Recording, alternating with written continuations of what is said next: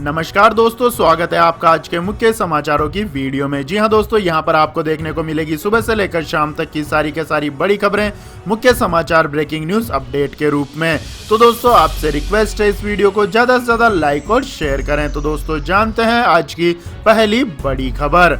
किसान आंदोलन में आए संत बाबा राम सिंह ने की आत्महत्या, खुद को मारी गोली। जी हां दोस्तों, केंद्र के 3 नए कृषि कानूनों के खिलाफ जारी किसानों के आंदोलन के दौरान बुधवार को संत बाबा राम सिंह ने आत्महत्या कर ली है। उन्होंने खुद को गोली मार ली, जिसके बाद उनकी मौत हो गई। यह घटना करनाल में बॉर्डर के पास हुई है। कहा जा रहा है कि संत बाबा राम सिंह किसानों पर सरकार के रवैये से आहत थे। संत बाबा राम सिंह के पास से सुसाइड नोट भी मिला है। वे पिछले काफी दिनों से दिल्ली के पास हो रहे आंदोलन में शामिल थे। उन्होंने एक शिविर की भी व्यवस्था की थी और कंबल भी बांटे थे। खबरों की माने तो सुसाइड नोट में बाबा राम सिंह ने लिखा है कि वे किसानों की हालत नहीं देख सकते। उन्होंने लिखा है कि केंद्र सरकार विरोध को लेकर कोई ध्यान नहीं दे रही है, इसलिए वे किसानों, बच्चों और महिलाओं को लेकर चिंतित है। गौरतलब है कि राजधानी दिल्ली की विभिन्न सीमाओं पर किसानों के संगठन कृषि कानून को रद्द किए जाने की मांग को लेकर आंदोलन कर रहे हैं। इनमें अधिकतर किसान पंजाब और हरियाणा के हैं। प्रदर्शनकारी किसानों ने आशंका जताई है कि नए कानून से एमएसपी और मंडी व्यवस्था खत्म हो जाएगी और वे बड़े कॉरपोरेट पर निर्भर हो जाएंगे। इसके बाद दोस्तों जानते हैं अगली खबर। अमित शाह के दौरे से पहले टीएमसी के कई नेताओं ने दिखाया बागी तेवर। भगदड़ से बड़ी ममता बनर्जी की मुश्किलें। जी हां दोस्तों, पश्चिम बंगाल विधानसभा चुनावों से पहले सत्ताधारी तृणमूल कांग्रेस और मुख्यमंत्री ममता बनर्जी के लिए चुनौतियां बढ़ती जा रही है। एक तरफ नंदीग्राम के विधायक शुभेंदु अधिकारी ने विधानसभा की सदस्यता से इस्तीफा देकर तृणमूल कांग्रेस से नाता तोड़ने की दिशा में एक और कदम बढ़ा दिया है। वहीं कुछ अन्य विधायकों और एक लोकसभा सांसद ने भी गृह मंत्री अमित शाह के बंगाल दौरे से पहले बागी तेवर दिखाकर मुख्यमंत्री ममता बनर्जी की मुश्किलें बढ़ा दी हैं। इनमें से ज्यादातर नेता दक्षिण बंगाल के हैं, जहां बीजेपी का प्रदर्शन लोकसभा चुनाव में ठीक नहीं रहा था। उत्तर बंगाल में बीजेपी ने स्वीप किया था और उसे 7 में से 6 सीटों पर जीत मिली थी। यह घटनाक्रम ऐसे समय में हुआ जब मुख्यमंत्री ममता बनर्जी उत्तर बंगाल में रैलियां करने में जुटी थी। एक के बाद एक नई टीएमसी नेता पार्टी और नेतृत्व के खिलाफ असंतोष जाहिर कर रहे हैं।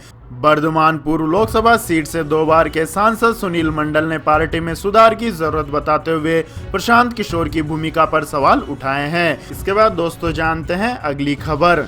आंदोलन के बीच गन्ना किसानों को केंद्र सरकार का बड़ा तोहफा। चीनी निर्यात पर देगा 3500 करोड़ रुपए की सब्सिडी। जी हां दोस्तों, नए कृषि कानूनों को लेकर चल रहे आंदोलन के बीच केंद्र सरकार ने देश के गन्ना किसानों को बड़ा तोहफा दिया है। कैबिनेट की बैठक में फैसला लिया गया है कि गन्ना किसानों को 3500 करोड़ रुपए निर्यात सब्सिडी, 18,000 करोड़ रुपए निर्यात लाभ के साथ ही दूसरी सब्सिडी भी दी जाएगी। केंद्रीय मंत्री प्रकाश जावड़ेकर ने बताया है कि इस साल सरकार ने 60 लाख टन चीनी निर्यात करने का फैसला किया है। इस पर सब्सिडी सीधे गन्ना किसानों के बैंक अकाउंट में ट्रांसफर की जाएगी। केंद्रीय मंत्री प्रकाश जावड़ेकर ने कहा है कि सरकार सब्सिडी के तौर पर 3,500 करोड़ रुपए देगी। सरकार के इस फैसले से देश के 5 करोड़ गन्ना किसानों को और 5 लाख मजदूरों को सीधा फायदा होगा। उन्होंने बताया कि एक हफ्ते के भीतर 5,000 करोड़ रुपए तक की सब्सिडी किसानों को मिलेगी। इसके बाद दोस्तों रुक करते हैं अगली खबर का। केंद्र सरकार को बड़ा झटका। टैक्स कलेक्शन में आई 17.6% की कमी। जी हां दोस्तों, डायरेक्ट टैक्स कलेक्शन में इस साल करीब 17.6% की कमी देखने को मिली है। महामारी के बीच टैक्स से होने वाली आय में भी सरकार को काफी नुकसान हुआ है। वित्त वर्ष 2020-21 में टैक्स कलेक्शन के रूप में करीब 4.95 लाख करोड़ रुपए मिले हैं। वहीं पिछले साल इसी अवधि में यह कलेक्शन करीब 6.01 लाख करोड़ रुपए था। आपको बता दें कि इसमें एडवांस टैक्स की रकम भी शामिल है। इस साल कॉर्पोरेट टैक्स के रूप में 2.26 लाख करोड़ रुपए मिले हैं। इसके अलावा अगर पर्सनल इनकम टैक्स की बात करें तो सरकार को इस रूप में करीब 2.57 लाख करोड़ रुपए मिले हैं। मनी कंट्रोल की खबर के मुताबिक डायरेक्ट टैक्स कलेक्शन का यह शुरुआती अनुमान है। आने वाले आंकड़ों के हिसाब से इसमें बदलाव भी देखने को मिल सकता है। इसके बाद दोस्तों जानते हैं अगली खबर। जल्द बदलेगी दिल्ली की झुग्गियों में रहने वाले लोगों की किस्मत, मिलेंगे पक्के मकान। जी हां दोस्तों, दिल्ली की केजरीवाल सरकार दिल्ली में रहने वाले बेघर लोगों को जल्द ही फ्लैट आवंटन की प्रक्रिया शुरू करेगी। मुख्यमंत्री अरविंद केजरीवाल ने इस संबंध में अपने आवास पर शहरी विकास मंत्री सत्येंद्र जैन और डूबीस के अधिकारियों के साथ महत्वपूर्ण समीक्षा बैठक की। पीएम ने डूबीस को निर्देश दिया है कि अभी तक जितने जितने फ्लैट बने हैं उन फ्लैट्स को पात्र झुग्गियों में रह रहे लोगों को जल्द से जल्द आवंटित किया जाए। मुख्यमंत्री ने अधिकारियों को यह भी सुनिश्चित करने के निर्देश दिए हैं कि झुग्गियों में रहने वाले लोगों को हर हाल में 5 किलोमीटर के दायरे में ही फ्लैट बना कर दिया जाए। यदि कहीं पर भी जमीन प्राप्त करने में अड़चन आ रही है तो उन सभी बाधाओं को शीघ्र दूर किया जाए और जल्द से जल्द जमीन चयन की प्रक्रिया पूरी की जाए ताकि बेघर लोगों को जहां झुग्गी वहीं मकान जल्द से जल्द दिया जा सके। इसके बाद दोस्तों जानते हैं अगली खबर। राम मंदिर के लिए 15 जनवरी से जुटाया जाएगा चंदा। 10, 100 और 1000 रुपए के होंगे कूपन, नहीं लगेगा विदेशी पैसा। जी हां दोस्तों, राम मंदिर के निर्माण के लिए 15 जनवरी से चंदा जुटाया जाएगा जिसमें विदेशी धन का उपयोग नहीं होगा। यह पूरी तरह से आम लोगों के योगदान से ही बनेगा। यहां तक कि राम जन्मभूमि क्षेत्र ट्रस्ट ने अपनी कंपनियों के कॉर्पोरेट सामाजिक दायित्व फंड का इस्तेमाल भी मंदिर निर्माण के लिए नहीं करने का निर्णय लिया है। इसमें आम लोग कूपन से चंदा दे सकेंगे। इसमें 10 रुपए के 4 करोड़ के कूपन होंगे, 100 रुपए के 8 करोड़ के कूपन और 1000 रुपए के 12 करोड़ के कूपन होंगे।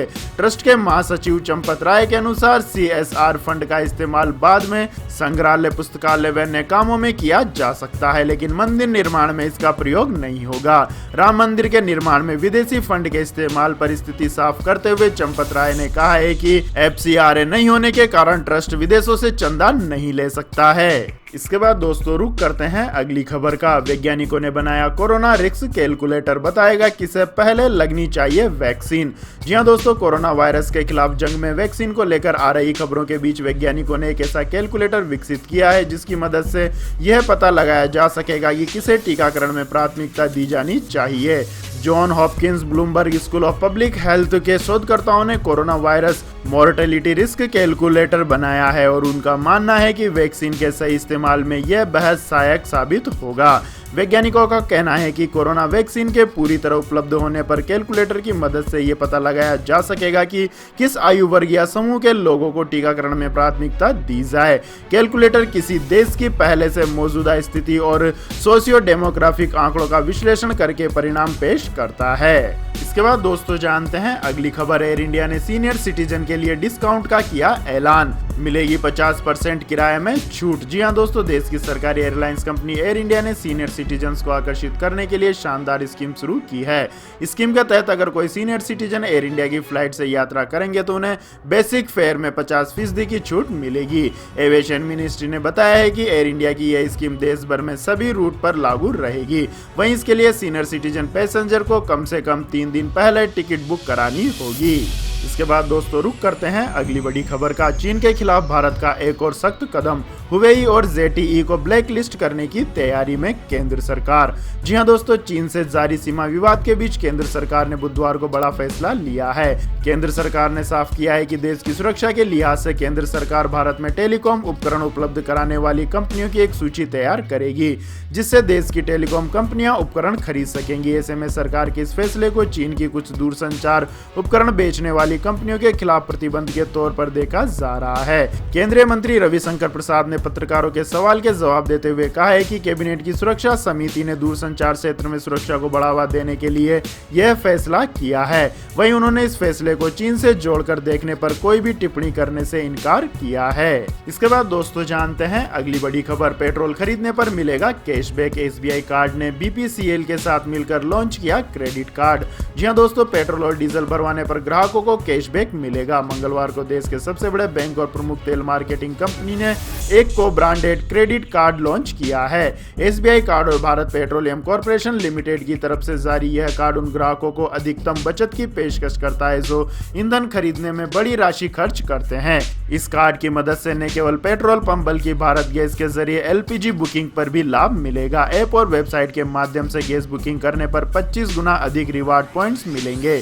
BPCL के पेट्रोल पंप स्टेशनों पर ईंधन और लुब्रिकेट पर खर्च की गई कुल राशि का 7.25% कैशबैक तथा भारत गैस पर खर्च में 6.25% कैशबैक का लाभ मिलेगा। इसके बाद दोस्तों जानते हैं अगली बड़ी खबर। कोहरे ने बिगाड़ी ट्रेनों की चाल, कैंसिल हुई 34 ट्रेनें, 26 की घटा दी रेलवे ने फ्रीक्वेंसी। जी हाँ दोस्तों, उत्तर भारत में कड़ाके की सर्दी पड़ने लगी है। ऐसे में कई राज्यों के मैदानी इलाकों में कोहरे की चादर भी पड़नी शुरू हो गई है, जिसकी वजह से ट्रेनों का परिचालन भी प्रभावित हुआ है। इसको देखते हुए उत्तर रेलवे ने करीब 34 गाड़ियों को रद्द कर दिया है। वहीं 26 ट्रेनों की फ्रीक्वेंसी को भी घटा दिया है। इसके अलावा आंशिक तौर पर 4 ट्रेनों को निरस्त किया गया है। रेलवे का यह आदेश 16 दिसंबर से 31 दिसंबर 2020 तक लागू होगा। ज्यादातर ऐसी ट्रेनों को कैंसिल किया गया है जो रोजाना अथवा हफ्ते में 5-6 दिन चलती हैं। इन रेलगाड़ियों के रद्द होने से यात्रियों को दिक्कतें हो सकती है। हालांकि इन ट्रेनों में जिन यात्रियों ने पहले से टिकट रिजर्व करवा रखे होंगे उन्हें किराया रिफंड किया जाएगा। इसके बाद दोस्तों जान लेते हैं आज के मौसम अपडेट। तो दोस्तों, कड़ाके की ठंड पर IMD का अलर्ट। उत्तर भारतीय राज्यों में भयानक शीतलहर तो दक्षिणी राज्यों में बारिश। जी हाँ दोस्तों, उत्तर भारत में शीतलहर का प्रकोप जारी है। मौसम विभाग के अनुसार पंजाब, हरियाणा, चंडीगढ़, दिल्ली, पश्चिमी उत्तर प्रदेश और उत्तर राजस्थान में अगले 3 दिन तक ठंडी हवाएं चलने का अनुमान है। उत्तर प्रदेश, उत्तराखंड, उत्तर राजस्थान, बिहार और हरियाणा में सुबह और शाम को घना कोहरा छाया रहेगा। उत्तरी राज्यों में न्यूनतम तापमान में पिछले कुछ दिनों में 3 से 4 डिग्री सेल्सियस की गिरावट दर्ज की गई। वहीं दिल्ली में कपकपाती ठंड का दौर जारी है। दिल्ली में न्यूनतम तापमान 5.8 डिग्री सेल्सियस रहा, जो सामान्य से 3 डिग्री कम है। मौसम विभाग के अनुसार अगले 2 दिन तक पंजाब, हरियाणा, चंडीगढ़, दिल्ली, उत्तरी राजस्थान और पश्चिमी उत्तर प्रदेश में कड़ाके की ठंड पड़ने का अनुमान है। इसके साथ ही कोहरा भी छाया रह सकता है। इसके अलावा दक्षिण के तमिलनाडु, पौंडीचेरी और कराईकल में 16 से 18 दिसंबर के बीच भारी बारिश हो सकती है। वहीं केरल और माहे में 17 से 18 दिसंबर के बीच बारिश होने का अनुमान है। इसके बाद दोस्तों जान लेते हैं आज के पेट्रोल और डीजल के दाम। तो दोस्तों, पेट्रोल डीजल की कीमतों में आज लगातार 90 दिन भी कोई बदलाव नहीं हुआ है। इसके पहले पेट्रोल डीजल के दाम लगातार 6 दिन तक बढ़े थे।